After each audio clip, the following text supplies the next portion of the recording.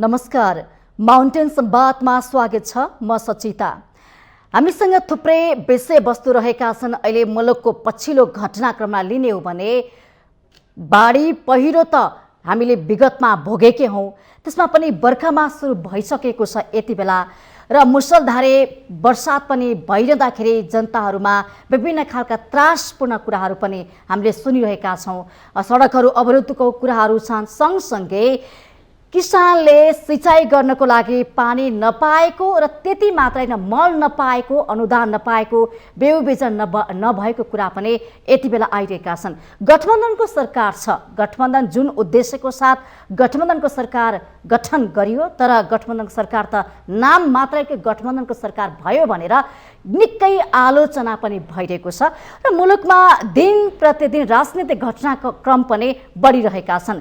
प्रधानमन्त्रीको अमेरिकी भ्रमणको चर्चा चलिरहँदाखेरि एसपीपीको पनि चर्चा चलिरहेको छ। वास्तवमा यो कुरा के हो भनेर संसदमा पनि आवाज उठिरहेको छ र सत्ताकै नेपाली कांग्रेसकै महामन्त्री गगन थापाले जानकारी गराउनको लागि माग गर्नुभएको छ भने प्रमुख प्रतिपक्षी दल नेकपा एमाले पनि चाँडो भन्दा चाँडो अमेरिकी जुन भ्रमण हुँदैछ त्यो के को लागि हुने हो, यदि राष्ट्रहितको लागि हुने कि सन्धि सम्झौता गरिने हो कि के हो भनेर यी विषयमा पनि आवाज उठिरहेको छ, माग गरिरहेको छ। स्पष्ट पार्नको लागि हामी विशेष गरी नेपाली कांग्रेसको नेतृत्वमा गठबन्धनको सरकार छ, तर पनि यो नेतृत्व असफल भयो।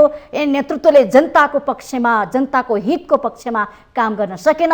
महँगी ह्वात्तै बढेको छ, मौन छ यो सरकार भनेर आरोप प्रत्यारोप पनि लागिरहेको छ र यो दागमा परेको छ नेपाली कांग्रेस। विशेषतः आज हामी देशको जेठो बाटो पार्टी भनेर नेपाली कांग्रेसलाई लिने गर्छौं। नेपाली कांग्रेस यी देशका यी घटनाक्रमलाई कसरी नियालिरहेको छ? देशमा आर्थिक संकट चुलिएको छ, जनताको भान्सा मङ्गिएको छ, चुलो बल्न छोडिसक्यो, बेरोजगारको पनि त्यस्तै समस्या छ। बजेटले भन्यो कृषिमा क्रान्ति गर्ने, गरिबी निवारण गर्ने, त्यति मात्र होइन रोजगारी सृजना गर्ने। समाज यात्राको हामीले कल्पना गरेका छौं। त्यहाँ जानको लागि नेपाली कांग्रेसको आगामी एजेन्डा, रणनीति, मुद्दाहरू के छन् त? यो विषयमा संवाद गर्नको लागि आज हामीले बोलाएका छौं नेपाली कांग्रेसका प्रभावशाली नेता, त्यसैगरी उहाँ प्रतिनिधि सभा सदस्य पनि हुनुहुन्छ, पूर्व गृह राज्य मन्त्री देवेन्द्र राज कण्डेलज्यूलाई हामीले आज बोलाएका छौं। यहाँलाई स्वागत छ। धन्यवाद। सर्वप्रथम त नेपाली कांग्रेस के गर्दैछ आजभोलि, यहाँबाट सुरु गर्छु म। अब पार्टीको यदि संगठनका कुरा गर्ने हो भने पार्टी आफ्नो संगठनमा भर्खर स्थानीय निर्वाचनमा जुन किसिमले अगाडि बढ्यो त्यसले ठुलो एउटा उपलब्धि प्राप्त गरेको छ। त्यो हाम्रो भनाइ हो र हामीले त्यो महसुस गरिराखेका छौँ। रह्यो अब देशप्रति, राष्ट्रप्रति र अहिले सदन चलिरहेको छ र गठबन्धनको जुन सरकार छ र यो गठबन्धनको सरकार एउटा बाध्यवश, किनभने हिजो त हामी त प्रतिपक्षमा बस्ने गरी त्यो मेन्डेट लिएर आएका थियौँ र सत्तामा जान्छु भनेर हामीले कल्पना पनि गरेका थिएनौँ। तर तत्कालीन सम्मानीय प्रधानमन्त्री केपी ओलीजीको क्रियाकलाप र उहाँले जुन संविधानको विपरीत जसरी सदनलाई विघटन गर्नुभयो पटक पटक र सर्वोच्चले त्यसलाई जसरी स्थापित गर्यो, त्यो बाध्यात्मक संविधानको विपरीत काम गरेको हुनाले विभिन्न राजनीतिक दलका चाहे त्यसबाट अलग भएर होस् या विभिन्न कारणले गर्दाखेरि आज एक ठाउँमा भएर अहिले गठबन्धनको सरकार चलिरहेको छ र गठबन्धनको सरकार चल्दाखेरि नेपाली कांग्रेसको जुन एउटा उद्देश्य या लक्ष्य, जुन एउटा चाहिँ मेनिफेस्टोबाट जुन किसिमले घोषणापत्र जारी गरेको थियो त्यसलाई अक्षरशः पालना गर्न सकिन्छ भन्ने कुरामा हामी विश्वास गर्न सकिराखेका छैनौँ, किनभने बाध्यात्मक पनि छ। सबैलाई समेटेर सबैको विचारलाई लिएर जानुपर्ने र त्यही कारणले गर्दाखेरि स्थानीय निर्वाचनमा गठबन्धन एउटा बाँडफाँड गरेर स्थानीय निर्वाचनमा हामी सहभागी भयौँ र आउने दिनमा पनि अब प्रदेश र सङ्घको निर्वाचनमा पनि यो गठबन्धनलाई कायम गर्ने भनेर एउटा सोच बनाएका छौँ। तर यसको साथसाथ मुलुकमा भइरहेका फाइदा र घाटा भन्दा पनि हामी त प्रतिपक्षमा बस्न खोजेका थियौँ, त्यही अनुसार आएको पनि हौँ। तर हिजो वामपन्थीको या भनौँ कम्युनिस्टका जो विचारका जो गठबन्धनमा थिए, जो नेकपा एमालेमा मिलेर नेपाल कम्युनिस्ट पार्टीको नेताहरू विभिन्न किसिमले जसरी अगाडि बढे र उहाँहरूले चलाउन नसक्दाखेरि अनि बल्ल न त्यसपछि नेपाली कांग्रेसको नेतृत्वमा आयो र जहिले जहिले अप्ठ्यारो पर्छ नेपाली कांग्रेसले नेतृत्व लिएको अवसरलाई नेपाली कांग्रेसले स्वागत गरेर लियो। हैन, त्यो त छोडेर त त्यतिकै अन्यल अवस्थामा राख्ने त्यो कुरा आएन। त्यसले गर्दाखेरि त्यो जिम्मेवारीबाट भाग्न सक्दैन। नेपाली काङ्ग्रेसले त्यो जिम्मेवारी लियो र मलाई लाग्छ अहिलेसम्म नेपाली काङ्ग्रेसले त्यो जिम्मेवारीलाई निदाको सुस्त देखाएको छ क्या नेपाली काङ्ग्रेसले, जुन अवसरलाई उसले एउटा जुन सम्भावना हुन्छ नि देशलाई समृद्धितिर लानुपर्ने हो नि त्यो गर्न सकेन के। हैन सुन्नु, अवसरलाई चिन्न नसक्या हो। 3 वर्ष जति त नेपाल कम्युनिस्टको भनौँ तत्कालीन जसले सरकार चलाए त्यसपछि आएको जुन पार्ट छ त्यो पार्टमा त नेपाली काङ्ग्रेसले सबैलाई समेटेर लगिराखेको छ। र अहिले जुन किसिमको बजेट आयो, जुन किसिमको अहिले हामीले देखिराखेका छौँ र विशेष गरेर कृषि क्रान्तिका कुराहरू, कृषिमा बढी प्रायोरिटी दिएर जसरी यो बजेट आएछ त्यो स्वागत योग्य छ। तापनि अहिले प्रश्नहरू उठिराखेका छन् विभिन्न कुराहरू, त्यो प्रतिपक्षबाट मात्रै होइन हामी सत्ता पक्षले पनि ती कुराहरू उठाइराखेका छौँ। त्यस कारण चाहिँ नि अब यो आउने दिनमा अब निर्वाचन पनि भनौँ कार्तिकमा कृषिमा गर्ने कुराहरू आइरहेछन्। अब नयाँ म्यान्डेट लिनुपर्ने हो र अब पार्टीले पनि एउटा तय गर्ला यो गठबन्धनलाई कन्टिन्यू गर्ने वा कसरी जाने कि आफ्नो एउटा पार्टी सँगै एक्लै लड्ने, ती कुराहरू आउने दिनमा त्यो क्लियर होला। तर समग्रमा अहिले भन्दाखेरि अपेक्षा धेरै छन्, तर ती सम्पूर्ण अपेक्षालाई होला पुरा गर्न नसके पनि तापनि सन्तोष लिने ठाउँ छ, हरेक ठाउँमा चाहिँ नि गर्न सकिन्छ। तर अलिकति यो अर्थ मन्त्रालयबाट जुन किसिमका कुराहरू आइरहेछन् त्यसमा अलिकति कहीँ विवादहरू र हामीले पनि चित बुझाउन सकिराखेका छौँ। ठिक छ, अर्थमन्त्रीको विषयमा म पछि चर्चा गर्छु, पहिले गठबन्धनकै चर्चा गरौँ।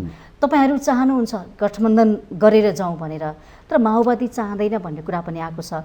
नेपाली काङ्ग्रेसकै विसर्जन भाव हो माओवादीसँग समाहित भाव हो। अहिलेको यो आवश्यकता गठबन्धनको थियो हिजोसम्म स्थानीय निर्वाचनसम्म, र अहिले पनि आपसी समझदारीबाट अघि बढ्न सकिन्छ। तर यदि गठबन्धनका कुनै पनि दलले यदि यसलाई यो आवश्यकताले अब आवश्यक छैन भनेर यदि ठान्छ भने नेपाली काङ्ग्रेस उनीहरूलाई आउनै पर्ने, गठबन्धन गरेर जानै पर्ने भनेर बाध्य गराउने पनि होइन। हिजो पनि एक्लै लडेका थियौँ, आज पनि एक्लै लड्छौँ। किन अनि फेरि एक्लै लड्न सक्दैन नेपाली काङ्ग्रेस? सामर्थ्य खोइ त लड्न किन सक्दैन? बैशाखी टेका जस्तो देखियो हेर्नुहोस् त, के टिक्नको लागि जब ओली सरकार चल्न सकेन र त्यहीबाट माओवादी केन्द्र अलग भयो र त्यहीबाट हाम्रो माधव नेपालजी अलग हुनुभयो र त्यो अवस्थामा नेतृत्व लिइदिन पर्यो भनेर जुन किसिमको प्रेसर पर्यो, पटक पटक उहाँ त सामान्य प्रधान अहिले हालका हाम्रो प्रधानमन्त्री शेरबहादुरजी त पन्छिराख्नु भएको थियो, तर सबै प्रेसरबाट ल ठिक छ म नेतृत्व दिन्छु भने उहाँ लिनुभयो र सबैले समेटेर लाग्दाखेरि आजसम्म जे जुन उपलब्धिहरू भए त्यो छँदैछन्। तर भोलिको लागि एउटा पार्टीले पनि एउटा निर्णय गर्छ र यो गठबन्धनले आवश्यकता ठान्यो भने यसलाई कन्टिन्यू गर्छ, अन्यथा आफ्नो आफ्नो किसिमले सबै चुनावमा भाग लिन्छ। तर स्थानीय सरकारको नतिजा जो जनप्रतिनिधिलाई हेर्ने भने नेपाली काङ्ग्रेसले धेरै ठाउँमा जितेको छ। यसो भनिरहँदाखेरि नेपाली काङ्ग्रेसकै कार्यकर्ता तल्लो तहसम्म स्थानीय पालिकाहरूमा, नगरपालिका, वडा तहमा हेर्ने भने नेपाली काङ्ग्रेस एक्लै लडेको छ, उसले गठबन्धन गरेको छैन। जहाँ जहाँ गठबन्धन छैन त्यहाँ त नेपाली काङ्ग्रेसले जित हासिल गरेको छ। यो भनिरहँदाखेरि नेपाली काङ्ग्रेसका नेता कार्यकर्ता के भन्छन् भने गठबन्धन आवश्यक होइन, गठबन्धन गर्नु पर्दैन, यदि गर्यो भने हामी लोकतन्त्रको अभ्यासमा छौँ, त्यो मार्सिनी हो कि भन्ने कुरा पनि त्यो छ। महानगरपालिकाहरूमा बढी प्राथमिकता त्यहाँ दियो, उपमा र महानगरमा भयो, त्यसपछि उपलाई पनि उप महानगरपालिकालाई दियो। बाँकी त्यहाँको अवस्था र स्थिति हेरेर त्यहीँको गठबन्धनका दलहरूले आपसी सहमतिबाट सँगै जाने वा आफ्नै किसिमले मित्रवत प्रतिस्पर्धा गर्ने भन्ने त्यो हिसाबले गयो। कहीँ हामी गठबन्धन गऱ्यौँ तल्लो तहमा, कहीँ आपसी प्रतिस्पर्धा पनि गऱ्यौँ र जो आए पनि यही गठबन्धनभित्रका जितेर आए थिए। त्यस कारण चाहिँ त्यो फाइदा भयो। त्यसो भए नेपाली काङ्ग्रेस ठम्मै यही हो, समीक्षा यही हो तपाईँहरूको उपलब्धि भयो के? अहिलेको स्थिति र परिस्थितिले गर्दाखेरि सबैलाई राम्रै भयो मैले त भन्छु। नेपाली काङ्ग्रेस खुसी छ यो नतिजाले खुसी होइन, त्यो त जति रिजल्ट आए पनि सबैको महत्त्वाकांक्षा हुन्छ योभन्दा पनि अझै बढी ल्याऊँ भन्ने त्यो चाहना भइहाल्छ। त्यसमा यसैमा हामीले सन्तोष गर्ने होइन कि यो पाएर अब आउने दिनहरूमा योभन्दा राम्रो देखाऊँ भन्ने कुरो सबैको एउटा उद्देश्य लक्ष्य। गठबन्धनको दबदबाले यो नतिजा पायो काङ्ग्रेस अथवा एकले काङ्ग्रेसको एजेन्डा मन परा जनताले जिताए? अब हेर्नुहोस् यो एउटा वेभ लहर पनि हुन्छ राजनीतिमा। हजुर, गठबन्धन भयो भनेपछि अरू जो आम मतदाता छन् सबै मिलिसके भनेपछि अब यही बलियो छ, अब यसैलाई सहयोग गर्नुपर्छ भन्ने कुराहरू पनि आउँछ। एउटा वेभ राजनीतिमा उम्मेदवारहरू आफ्नो एजेन्डाले मात्रै होइन, एउटा लहर जनताको चाहना र त्यो यदि आवाज उठ्न सक्यो भने तलबाट ग्रासरुटबाट फलानालाई दिने फलाना पार्टीलाई जिताउने भन्ने एउटा वेभ आएपछि एकतामा बल भने जस्तो त्यसलाई बल पुग्छ र त्यसलाई रोक्न गाह्रो हुन्छ। त्यही अहिले गठबन्धनको नाममा एउटा जुन लहर आयो त्यो लहरले पनि प्लस गरेको हो। त्यस कारण चाहिँ नि यसलाई चाहिँ नि यो गठबन्धनले काङ्ग्रेसलाई फाइदा भएन भन्ने कुरा हो। तर काठमाडौँ जस्तो महानगरपालिकामा हार भयो नेपाली काङ्ग्रेसको हेर्नुहोस् त। अहिले भर्खर मैले भन्दै थिएँ मुख्य ठाउँमा त एउटा हारेकै छ।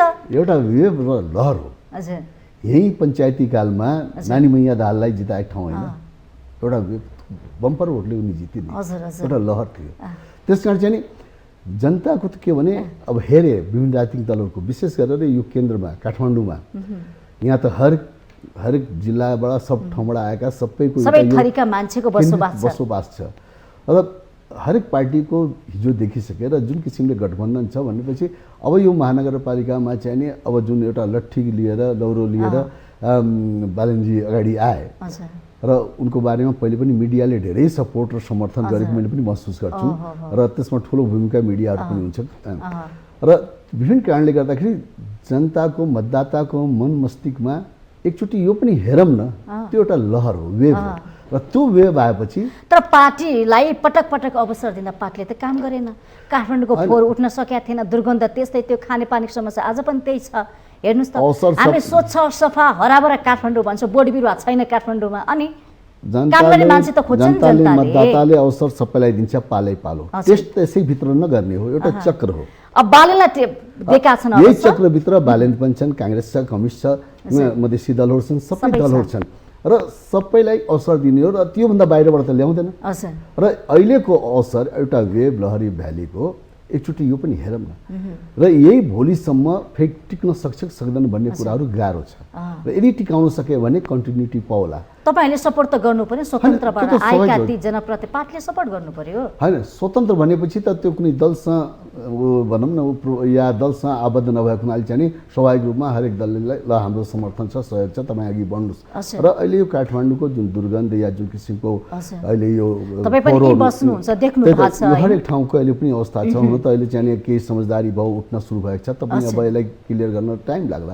त्यसमा यतापट्टि अब मेरो त शुभकामना हो अहिलेको यो महानगरपालिकाका, चाहे ललितपुर होस् चाहे काठमाडौँका या जति पनि छन्, उनीहरूले पहिलो प्रायोरिटी यसलाई चाहिँ सरसफाइलाई ध्यान दिएर यो दुर्गन्धलाई हटाउन, यो फोहोरको जुन पहाड भइरहेको छ सहरमा त्यसलाई स्थानीय ठाउँमा पुऱ्याएर त्यो फोहोरबाट अब चाहिने त्यहाँबाट मोहर निकाल्न पर्यो, मल निकाल्न पर्यो अनि त्यो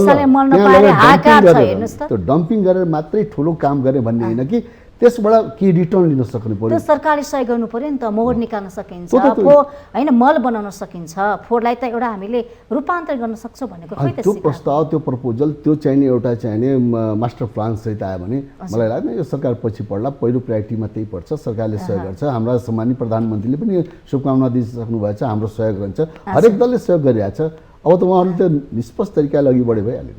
ठिक छ। अब यो प्रदेश र केन्द्रको निर्वाचनमा गठबन्धन गरेर जाने है तपाईँ, त्यसो भयो नेपाली काङ्ग्रेस जान्छ, कुनै भित्र विवाद छैन, बिचमा केही टाक्का टुक्का जस्तो कि स्थानीय तहको नतिजा पछि प्रचण्डले भन्नुभयो एमाले जस्तो दम्म देखायो भने नेपाली काङ्ग्रेस म फेरि तह लाउँछु भन्नुभएको छ। यो राजनीति, यो चुनाव चाहिँ कस्तो भने एकले अर्कालाई प्रतिस्पर्धा तह लाउने जस्तो खेल हुन्छ नि, त्यस्तो देखियो के? यहाँ हेर्नुहोस्, राजनीति भनेको यही हो, पार्टीभित्र एउटा कुरा, सार्वजनिक रूपमा अर्कै कुरा। पार्टीमा कार्यकर्ताको मनोबललाई उठाउनलाई उनलाई दबाउ दिन्छन्, कसैले दम नदेखाए हुन्छ मै ठुलो हो, हाम्रो पार्टी ठुलो हो र यसले चाहिँ नतिजा निकालेर। तर गठबन्धन गरेर नेपाली काङ्ग्रेसका कार्यकर्ताको त्यो आत्मबल त गिरेको छ, बढेको छैन है। हेर्नुहोस्, गिरेको छैन, त्यसबाट सन्तुष्टि मिलेन, चित्त बुझेन, अझै अरू पनि ल्याउन सकिन्थ्यो भन्ने त्यो चाहना हो। यदि सायद गठबन्धन नभइदिएदेखि यो रिजल्ट अलि कम भइदियो भएदेखि अनि फेरि ओहो गठबन्धन गरे त राम्रो हुन्थ्यो। त्यस कारण जहिले पनि एउटा काम गर्दाखेरि एउटा नतिजाबाट जुन निष्कर्षसहित अघि बढ्दाखेरि त्यसबाट उपलब्धि भयो, चित्त बुझाउने ठाउँ छ, तपनि एउटा वर्ग एउटा पक्ष के हुन्छ भने सायद हामीले यो नगरिदियो भनेदेखि अझै बढी आउँथ्यो, तर त्यो एउटा मृत तृष्णा हो के यो। भनेपछि गठबन्धनले स्थानीय सरकारमा काम गरेर प्रदेश र केन्द्रमा पनि काम गर्छ। तपाईँले जित्नुहुन्छ, जसरी जित्नु भएको छ स्थानीय सरकारमा पहिलो पोजिसनमा हुन्छ त्यसै पोजिसनमा कति जति ल्याउँछ जस्तो लाग्छ सिट ल्याउने एउटा हो काम गर्ने एउटा हो अब जो जसले जिम्मेवारी पाएछ अब उसले काम गरे भने भोलि फेरि त्यो पार्टी या सम्बन्धित दलको जो प्रतिनिधि त्यहाँ छ जसले काम पाइरहेको छ फेरि अवसर पाउँछ र त्यसपछि अब केन्द्रको अब आफ्नो जुन पोलिसी हुन्छ अब हामी गठबन्धनबाट जाने कि तर मलाई जहाँसम्म लाग्छ अहिलेसम्मको स्थितिमा र जुन दलले जहाँ आफ्नो पार्टीभित्र जे कुरा फुट्ने फुटाउने त्यस्तो केही छैन असन्तुष्टि हाम्रो माधव नेपालजीलाई पनि छ नतिजा आउन सकेन झलनाजीको पनि कुराहरू आइरहेछ र जति आए पनि गठबन्धन चाहिने फुट्ने अवस्था मैले देखेको छैन र प्रतिपक्षले कांग्रेसले धाँधली गरेर धोका दियो भन्छ नि प्रतिपक्षले जति पनि अब त्यसलाई फुटाउने उसको त दायित्व फुटायो भने किन जनार्दन खनाल त बोल्नु भयो उहाँले अब मैले भने नि आफ्नो दलको पनि एउटा पोजिसन र कार्यकर्तालाई पनि उत्साहित गर्नलाई बोल्न त पर्यो त्यो बोल्दैमा सबै थोक त्यही नै हो भन्ने कुरो होइन त्यो त समग्रमा सबै मिलेर एउटा डिसिसन गर्ने हो गठबन्धनको बारेमा इन्डिभिजुअल एउटा पार्टीले भनेर हुने कुरा होइन सबै मिलेर एउटा प्लानिङ सहित अघि बढ्नुपर्ने त्यो प्लान अनुसार अघि बढ्छ अहिले गठबन्धनकै सरकार छ यसैको सन्दर्भमा महँगी पनि वात्तै बढेको छ अब यसलाई कसरी लिने भन्नुहोस् के काम गर्यो सरकारले हैन अब यो सबैको अहिले विभिन्न कारणले गर्दाखेरि अहिले विश्वको नै परिस्थिति त्यही छ अब भनौँ रसियाको जुन अहिले युद्धहरू भइराखेका छन् त्यसले पनि अब पेट्रोलियम पदार्थहरू प्रभावित भए र जसले गर्दाखेरि अब सबैको पेट्रोलियम पदार्थको मूल्य वृद्धि हुने बित्तिकै हरेक ठाउँमा त्यो प्रभावित हुन्छ त्यसैले हामीले बारम्बार हाम्रो जुन जलस्रोतको धनी आफूलाई भन्छौँ यसलाई चाहिँ जलस्रोतलाई सही सदुपयोग गर्न सकेदेखि र अहिले हामीले विद्युतीय सवारी साधनहरू या विद्युतीय उपकरणलाई बढी प्रायोरिटी दिइराखेको अवस्था छ तर त्यो अनुसार वातावरण बनाउनु पर्यो विद्युतीय गाडी मगाउँदै गर्दा ठाउँ ठाउँमा उसको चार्जिङ सेन्टरहरू खै त लिमिट उसको हुन्छ चार्जबाट जाने बीच बाटोमा गएर उभिएर त भएन त्यस कारण हरेक ठाउँमा गभर्मेन्टले पहिलो प्राथमिकता चार्जिङ सेन्टरहरू दिन पर्यो जहाँ जहाँ यो पेट्रोल पम्पहरू छ त्यसलाई अवसर दिएर छिटो ल तिम्रो चाहिँ नि हामी यो गभर्मेन्टले यो सुविधा दिन्छ त्यतापट्टि ठिक छ अन्तर्राष्ट्रियमा मूल्य बढ्यो भनेर त्यसको प्रभाव नेपालमा पर्यो भनिरहँदाखेरि यहाँले रसिया युक्रेनको पनि उदाहरण दिनुभएको छ त्यसको प्रत्यक्ष प्रभाव नेपालमा परेको छ भन्नुभएको छ अब पेट्रोलियम पदार्थको मूल्य दिन प्रतिदिन बढेको छ त्यसको असर खाद्यान्न तरकारी सबै कुरामा मूल्य आकर्षितको छ जनताको चुलो बल्ने हो कि नबल्ने हो त्यो स्थितिमा पुग्यो त्यति मात्र होइन सरकारले ल्याएको भू उपयोगको नीति छ नि यसले झन् जनताले आफ्नो घर जग्गा धितोमा राखेर ऋण लिन नपाउने भए गरी खान नपाउने भए नि त गरी खाने वर्ग मर्ने भए जनता मार्दैछ क्या यो सरकार के गर्न खोज्दैछ भर्खर भू उपयोगको बारेमा जुन कुरो उठाउनु भयो तपाईले म भर्खर हिजो मात्रै जिल्लाबाट आएँ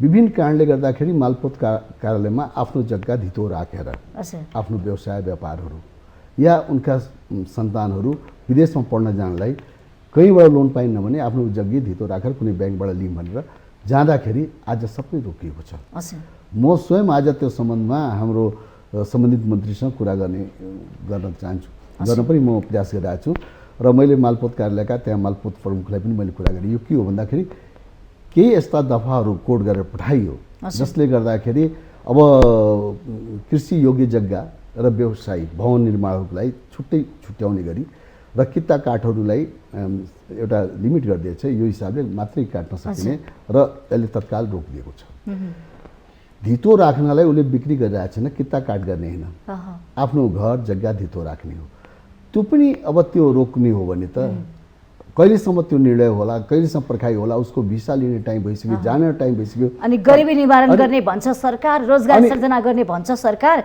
अनि काम चाहिँ हेर्नु जनतालाई गलत भएछ दुःख दिने काम मार्ने काम गरिरहेछ यो दुःख दिने काम भएको छ यसको प्रति हाम्रो पनि तपाईकै सरकारको नेतृत्व छ हेर्नु प्रधानमन्त्री तपाईकै पार्टीका सभापति हुनुहुन्छ अब त्यो यदि कहीँ मिस्टेक छ त्यसलाई करेक्सन गर्नु पर्यो मेन नेतृत्वमा त तपाईकै पार्टी त्यो त अब हामी भर्खर यो कुरो आयो ठाउँ ठाउँमा अहिले चाहिँ नि रोक्का जुन भएको छ र मैले धितो राख्न त पाउनु पर्यो नि त्यसलाई जनताले गरी खानु पर्दैन गभर्मेन्टले त कहीँबाट त पैसा त दिने होइन र जुन जे छ हामीसँग पुँजी त्यो त त्यही जग्गा जमिन छ घर छ त्यसलाई राखेर आफ्नो जे छ त्यही बुझाएर काम त्यसलाई पनि रोक्ने हो भने यो दुर्भाग्य हो त्यसकारण यसलाई तत्काल ब्याङ्कहरू टाट पल्ट्याछन् हेर्नुहोस् त पैसा दिने स्थिति छैन कहीँ हामी जहाँ ब्याङ्कमा कारोबार गर्थ्यौँ र जहाँ हामी टाइममा भनौँ पेमेन्टहरू पनि ब्याङ्कलाई दिइराखेका छौँ अहिले केही थप केही पैसा माग्दाखेरि त्यहाँबाट रकम माग्दाखेरि सकिन्न भन्छन्। माओले 10-15 लाख पनि दिन नसक्ने अवस्था छ, दिइराखेका छैनन्।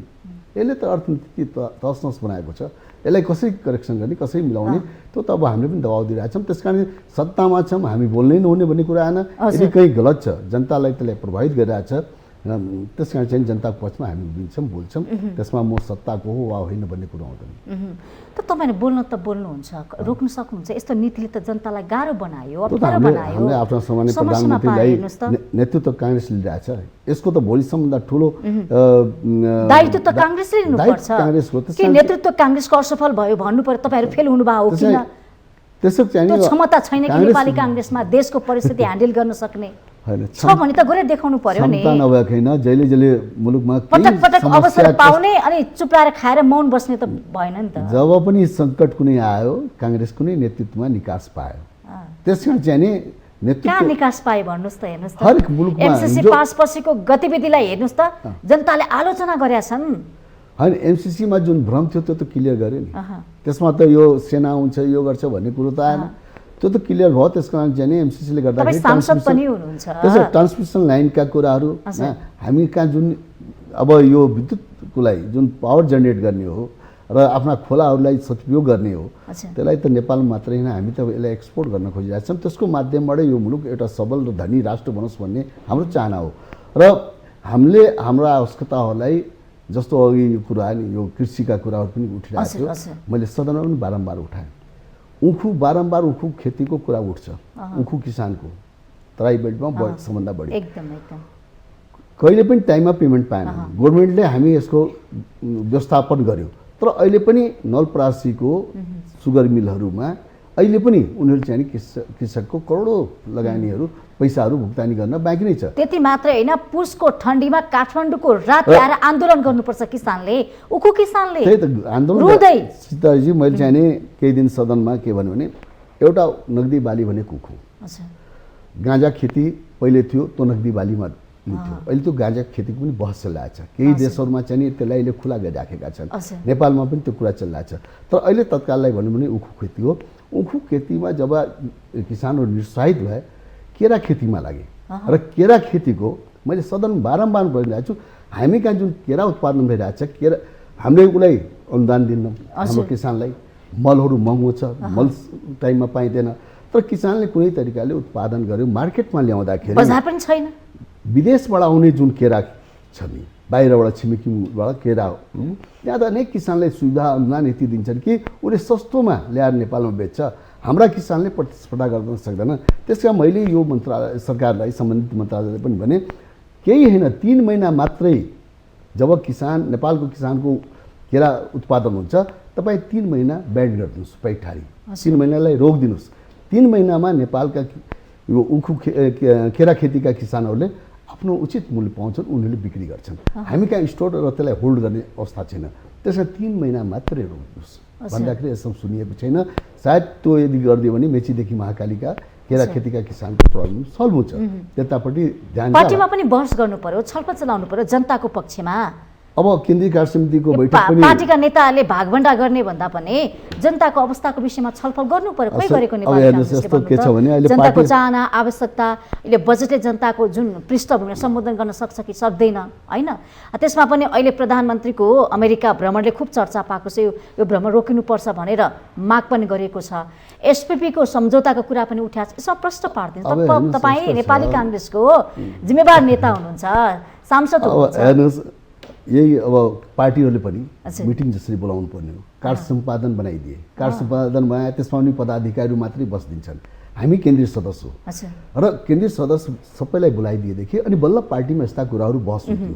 त लिमिट काली पदाधिकारीलाई बोलाएर भागभण्डा गर्नको लागि मात्रै बोलाइन्छ भन्नुस् न नेपाली काङ्ग्रेसमा। सदस्य जो हामी पनि निर्वाचित भएर आएको, अनि उहाँले भागभण्डा गर्ने अनि हामी गएर ल्याप्चा ल्याइदिने, त्यो त भएन नि। त्यसले भूमिका हुन।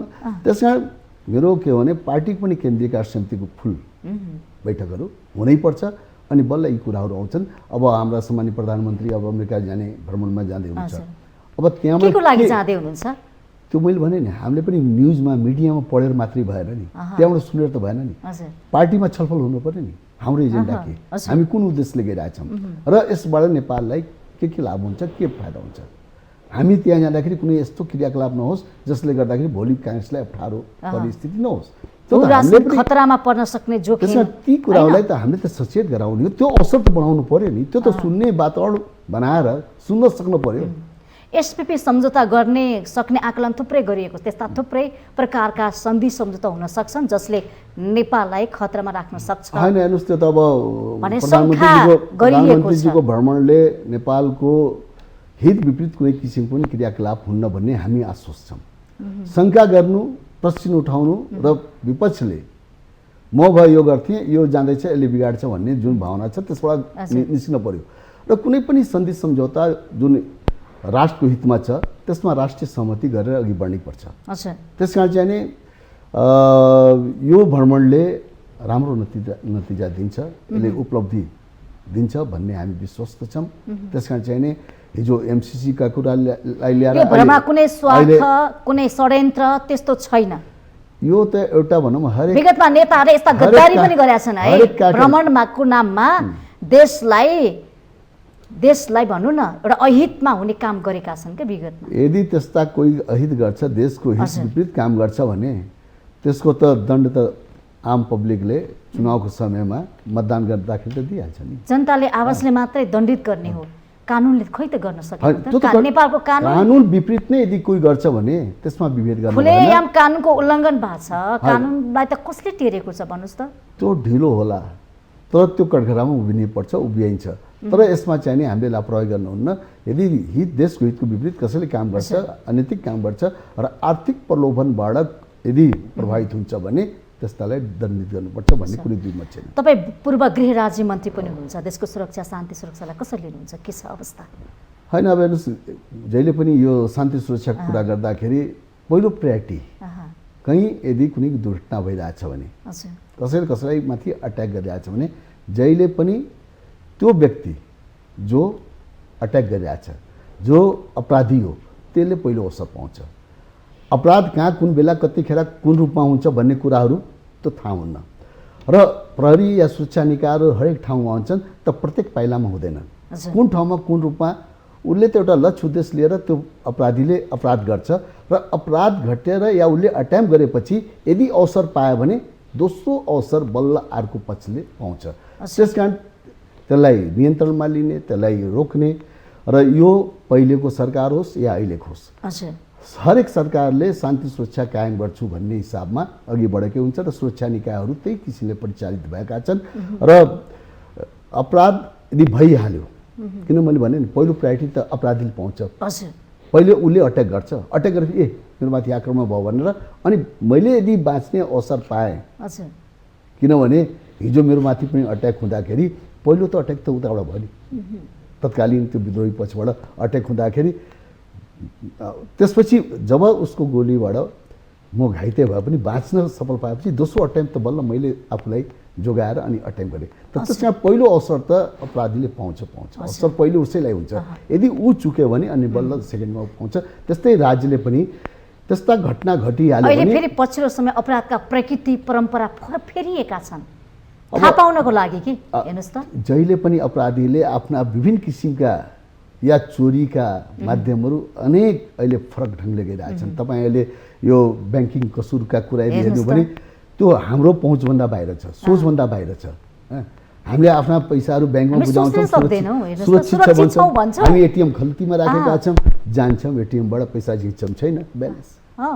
भनेपछि अहिले त अपराधको पनि यो पहिले जस्तो गएर घरमा सेध हानेर पाल पारेर त्यहाँभित्र पसेर चोर्ने चाबी फोडे त्यो छैन। अब त नयाँ शोध उनीहरूले पनि गरिसकेका छन्, नयाँ हिसाबले चोरी हुन्छ।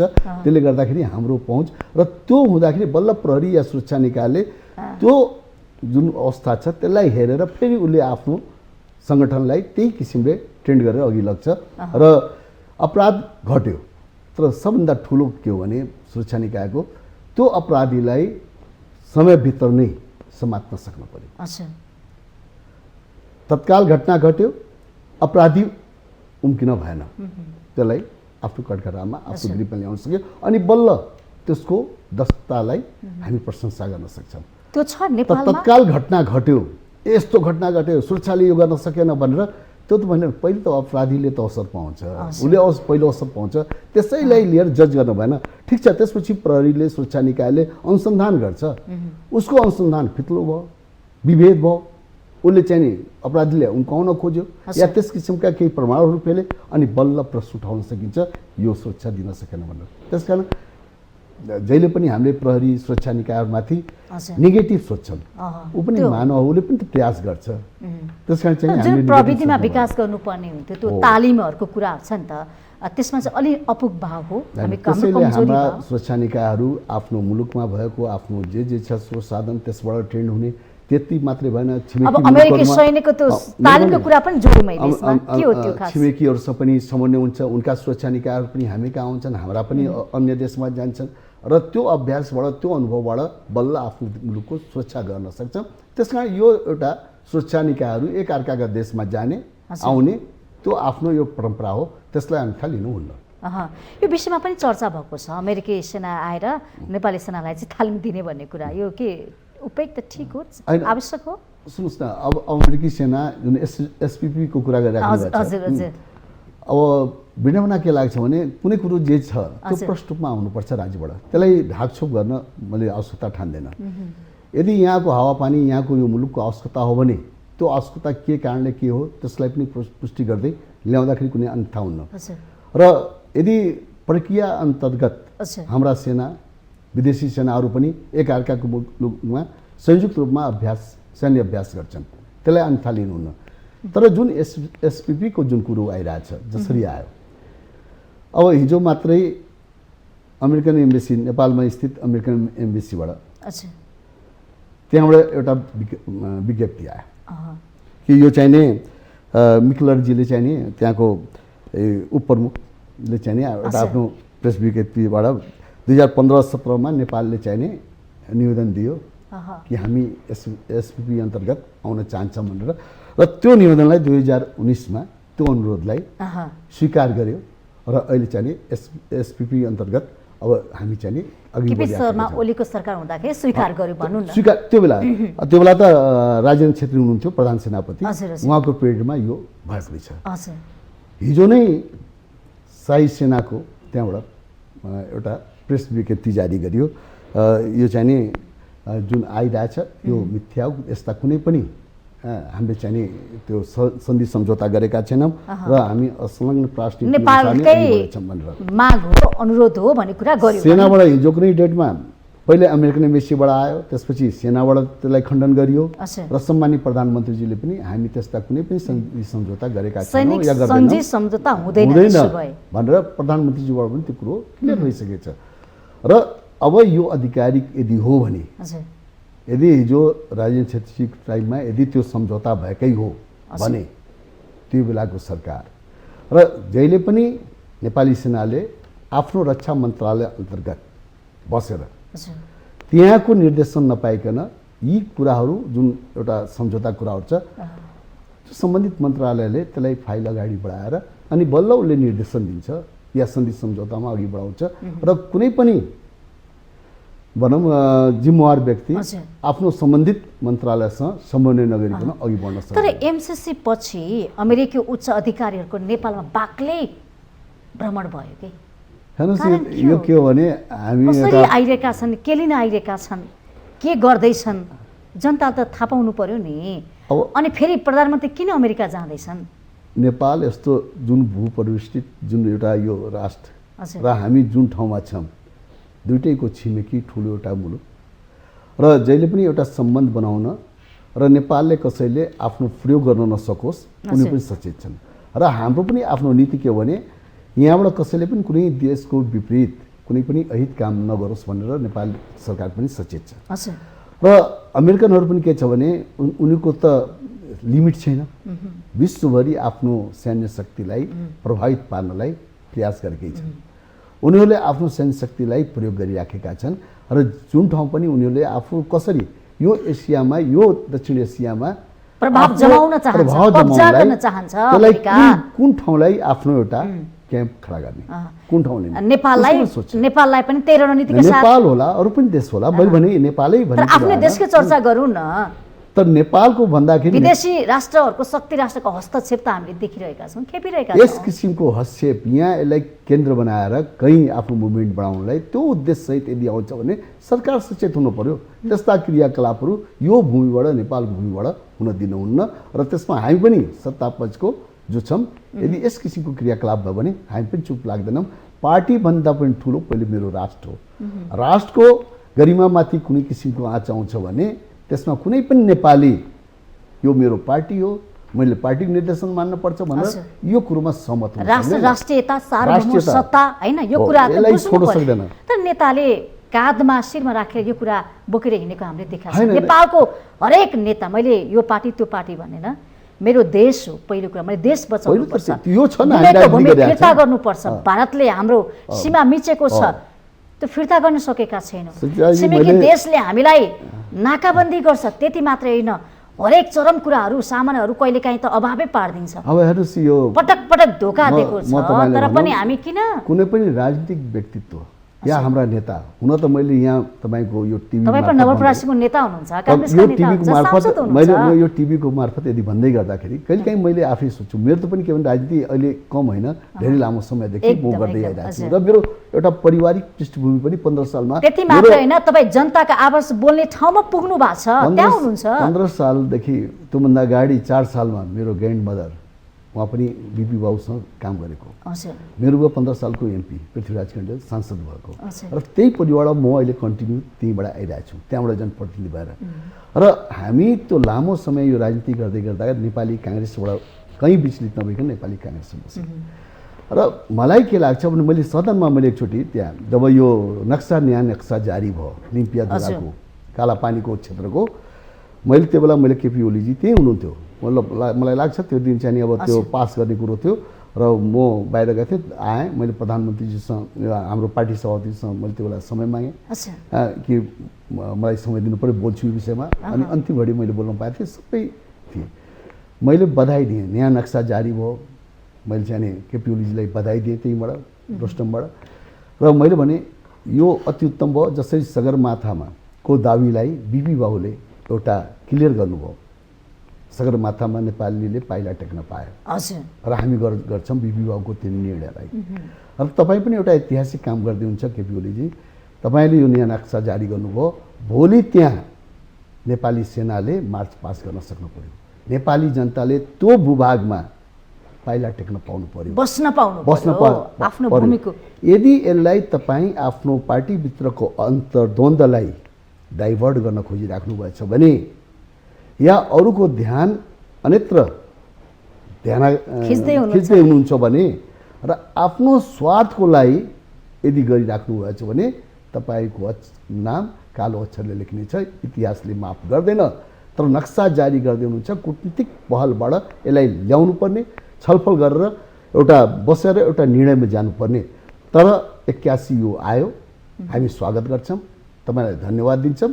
तर राजनीतिक स्वार्थले आएको हुनुहुन्न, राष्ट्रिय एकताको आधारमा राष्ट्रिय पार्टीहरूले सबैले त्यसलाई अनुमोदन गरेर अघि बढिरहेका छन्, तपाईँलाई समर्थन दिइराखेका छन्। तर यसको पछाडि तपाईँको स्वार्थ छ भने तपाईँलाई कसैले माफ गर्दैन। अहिले उहाँ प्रतिपक्षमा हुनुहुन्छ, उहाँले यो भूभागमा चाँडै यो गर त्यो गर भनेर अब विपक्षमा बस्न बोल्न सजिलो छ। तर अब यो सरकारको जिम्मेवारी त्यो भूभाग नेपालको हो, हाम्रो प्रमाणहरू छन्, त्यसकारण यसलाई कूटनीतिक हिसाबमा हामीले टेबलमा गएर बहस गर्नु पर्यो। त्यही मात्र होइन, सुस्ताका विवाद छन्, सुस्ता पनि विवादित छ नवलपरासी जिल्लाको। त्यसो ती कुराहरू के हुन्? सधैँ के विवादैमा आफू सत्तामा बस्ने अल्झाइराख्ने र छोडिदियो, यो कसले यो टाउको दुखाओस्? यो त कस्तो नि बजाएर खाने मागेर खाने भाडो जस्तो हुन्छ नि। मुद्दाहरू मधेसीवादी नेताहरूको दुईवटा मुद्दाहरू उठाउनुहुन्छ सत्तामा पुग्नको लागि होइन, त्यो कस्तो भने नि यो नेताहरूको प्रवृत्ति देख्दा पनि जनता आजित छन् के। त्यो मैले हेर्नुहोस् यहाँबाट तपाईँले भन्दै गर्दाखेरि हामीले आफ्नो पार्टीको प्रधानमन्त्री पायौँ, हामीले आफ्नो पार्टीको नेता पायौँ, हरेक दलले प्रधानमन्त्री पायो, नेता पायो। तर मुलुकको कुनै पनि हित चाहने र एउटा अभिभावक संरक्षक हामीले कसलाई भन्ने? सबै राजनीतिक स्वार्थले परिपूर्ण, सबै आफ्नै राजनीतिक स्वार्थमा आफ्नै पार्टीको पछि भ्रष्टाचार हेर्नुहोस् त। को धनी बन्ने गाउँबाट आएका नेता, हिजो चप्पल लगाएर आएका साइकल चढ्ने नेता आज गाडी चढ्छन्, करोडौँको गाडी चढ्छन्। 2 वर्षमा कायापलट छ नेताको जीवन। मान्छेले 50 वर्ष सङ्घर्ष गर्दा काम गर्दाखेरि उसले एउटा घर किन्न सकेका छैन। श्रम गर्ने मान्छेले मैले कहिलेकाहीँ कल्पना गर्छु आज यो जति पनि यो हाम्रो जुन संवैधानिक निकायका अङ्गहरू छन्, हजुर, हामीले त आशा र भरोसा गर्ने त्यही न हो। संवैधानिक निकायका अङ्गहरूलाई हामीले कसरी उसलाई नियुक्ति गरिराखेका छौँ, त्यही नै आएर राजनीतिक प्रभावित भएर यदि अख्तियारमा, सर्वोच्चमा या निर्वाचन आयोग होस् या लोकसेवा होस्, जहाँ जहाँ जहाँ पनि हामीले चाहिने संवैधानिक निकायका अङ्गहरूलाई गरिरहेका छौँ, कुनै न कुनै पार्टीको भागभण्डामा परेका हुन्छन्। हेर्नुहोस्, पार्टीको भागभण्डामा यदि हामी त्यो किसिमले, त्यसमा हाम्रो यो चयन गर्ने प्रथा नै गलत छ। हामीले एउटा क्राइटेरिया बनाएर कुन किसिमले जहाँ कुनै किसिमको उनीहरूको एउटा मापदण्ड, उनले काम गरेका उनका क्षमता दक्षतालाई मूल्याङ्कन गरेर स्वतः नै संवैधानिक निकायमा जाने यदि बाटो खुला गरिदियो भने बल्ल उनीहरू कुनै प्रभाव नपरिकन न्याय दिन्छन्। अख्तियारका एउटा कुनै दलसँग सम्बन्धित हुन्छ, निर्वाचनको एउटा दल। अहिले देशको अवस्थाको बारेमा चर्चा गरौँ न। महँगी बढेछ, भ्रष्टाचार उस्तै छ होइन, गरिबीको अब कहाँ पुग्ने हो थाहा छैन, सबै कुरा आकर्षिएको छ, जनताको चुलो बलेको छैन, बेरोजगार छन् जनता। अब विदेश पढ्न पाएका छैन, घर जग्गा धितो राखेर ऋण लिन्छु काम गर्छु भने जनताले पाएका छन्। यो अस्तव्यस्तको स्थितिमा यहाँले भनिरहनु भएको छ, सबै कुराहरू उठाउनु भएको छ हो। अब यो सबै कुरालाई त समेट्नु पर्यो, समाधान गर्नु पर्यो। अब यो पार्टीका छ नि, नेपाली काङ्ग्रेस भनौँ, नेकपा एमाले भनौँ, माओवादी, थुप्रै पार्टीहरू छन्। यी पार्टीले गर्ने राजनीतिले देशलाई कता लाँदैछ त? कहाँ पुर्याउँदै हुनुहुन्छ तपाईँहरू देशलाई? कसको हातमा पुर्याउँदै हुनुहुन्छ? हेर्नुहोस् न, त्यही दुर्भाग्य हामीले चाहिँ एउटा निष्पक्ष लिडर, हिजो हामी जुन गौरव साथ चाहे बिपी बाबुको या पुष्पलालजीका नाम लिन्थ्यौँ या भनौँ न, बिपीको नाम आज पनि आदर्श कुरा गर्छ नेपाली काङ्ग्रेस, सिद्धान्त कुरा गर्छ, खोइ त हराएन सबै कुरा। अहिले त हामी बिपी बाबुको नाम जप्छौँ, बिपी बाबुको विचारलाई बोकेर हिँड्छौँ भन्छौँ, तर व्यवहारमा त्यो छैन। वामपन्थीहरूको त्यही हालत छ।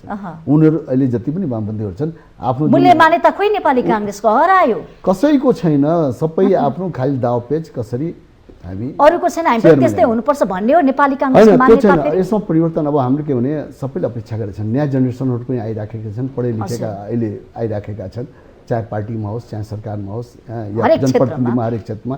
अहिले गाउँपालिकामा हेर्ने हो भने हिजोको पहिलो निर्वाचनमा महत्त्व बुझेका थिएनन्, अनेक त्यस्तै नेतृत्व आए, ठेकापट्टा गर्ने मान्छेहरू अलि आउँथे भन्नु। अहिले हेर्नुहोस्, ठेकापट्टा होइन, अहिले त सम्झाइहाल्नु भयो। अहिले पनि म भन्दैछु, मैले पार्टी पनि भनिरहेको छु, पार्टीको सिद्धान्त आदर्शले होइन। अब एउटा गाउँपालिकाको या नगरपालिकाको मेयर, उपमेयर या अध्यक्षको या वडाको उम्मेदवार कोही बन्न खोज्छ भने त्यो सम्बन्धित कुनै राजनीतिक पृष्ठभूमि होस् नहोस्, उसले पहिले त्यहाँको प्राकृतिक स्रोतलाई हेर्छ, यहाँ कतिको स्रोत दोहन गर्न सकिन्छ र पार्टीका नेतालाई कति मैले फन्ड दिने हो, यो खोलाबाट कति आम्दानी हुन्छ, उसले क्याल्कुलेट गर्छ, हिसाब गर्छ र यति फाइदा हुँदो रहेछ भनेपछि त्यही अनुपातले केन्द्रलाई सम्बन्धित पार्टीको नेतालाई डोनेट गर्छ। तल ग्रासरुटबाट कार्यकर्ताले एउटा निर्णय गर्छन्, केन्द्रबाट एउटा उम्मेदवार जान्छ र उसले चाहिने राजनीतिलाई मतलब छैन, आयो त्यसपछि पैसा खर्च गर्यो, जनतालाई पनि पैसामा 5 वर्षमा कमायो, फेरि पैसा कमायो। अब पब्लिकले, मतदाताले पनि बुझ्दैन यसले किन यति लगानी यति खर्च गरिरहेको छ। एउटा वडामा, साधारण गाउँको वार्डमा पनि 10 लाखभन्दा तल खर्च गरिरहेको छ। 19-20 लाखको सम्म माउने भने मिनिमम 10 लाख त एउटा वडामा हुन्छ। मेयर उपमेयरको त गाउँपालिकाको अध्यक्षमा मिनिमम 1 करोड गइरहेछ। यो सोच प्रतिस्पर्धा भएन कि राजनीतिमा? जसले लगानी गर्छ ऊ त व्यापार हो, रक्सी मासुमा पैसामा बिके के। अहिले त मैले हेरेँ, हेर्नुहोस् सुचिताजी, प्याकेटमा झोलामा मासु अनि तेलहरू सबै प्याक गरेर, घिउहरू, महहरू सबै नेता भेट्न जाँदाखेरि होइन, उनका कार्यकर्ता घर घरमा पुर्याइदिन्छन्। एउटा पार्टीले पुर्यायो, अर्को घोडबाजी अर्कोले पनि पुर्याउँछ। त्यो त अब हामी सकिसकेका छ कार्यक्रम होइन, छोटोमा निकास के हो? सबैको निकास हुन्छ नि, विकासतिर जाने निकास। अब हेर्नुहोस्, अहिले जुन देशको परिस्थिति स्थिति छ, गठबन्धनको सरकार छँदैछ, भोलि हामी गठबन्धनबाट नै अब प्रदेश सङ्घमा जाउँला नजाउँला त्यो भोलिको दिनको आफ्नो तयारी होला, पार्टीले निर्णय गर्ला।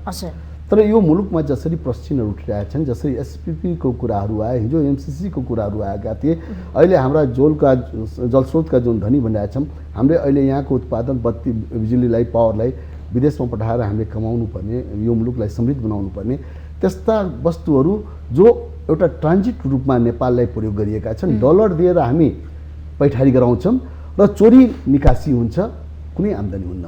त्यस्ता वस्तुहरू के छन् र किसानलाई यदि धनी बनाउने हो भने, आत्मनिर्भर बनाउने, मैले सदन भने तपाईँ एकचोटि पुरै ब्यान गरिदिनुहोस्। बाहिर विदेशबाट आउने तरकारीहरू, यो सब्जीहरू हर्बोको जुन आउँछ त्यसलाई बन्द गरिदिनुहोस्। हामी कौसीमा उमारेर खाउँला, करेसाबारीमा उमारौँला, चाउर सब्जी नखाउँ, तरकारी नखाउँला, एउटा तरकारी खाउँला। एकचोटि त्यो क्रान्ति गरौँ न, कृषि क्रान्ति। त्यस्तै केराका खेतीहरूको बारेमा मैले भने 3 महिना ब्यान गरिदिनुहोस्। यी कुराहरूलाई गरेर र राष्ट्रिय सहमतिबाट सबै यस्ता क्षेत्रमा लगानी प्रबन्धन गर्न सक्यो भने देश समृद्धि हुन्छ, आर्थिक समृद्धि हुन्छ। अब यो सबैमा एलसी रोकिदिएर अनि तहस बनाएर यो मुलुक चल्छ। संवादको लागि धन्यवाद। धन्यवाद जुन यहाँहरूले एउटा अवसर दिनुभयो मेरो आफ्नो विचार राख्नलाई, त्यसको लागि म माउन्टेन टिभी र सुचिताजीलाई धन्यवाद दिन चाहन्छु। हजुर, आज हामीले कार्यक्रम माउन्टेन संवादमा नेपाली काङ्ग्रेसका प्रभावशाली नेता तथा प्रतिनिधि सभा सदस्य देवेन्द्र राज कौनेज्यूलाई बोलाएका थियौँ। कार्यक्रमबाट म पनि बिदा हुन्छु। माउन्टेन टेलिभिजन HD हेर्दै रहनुहोला। नमस्ते।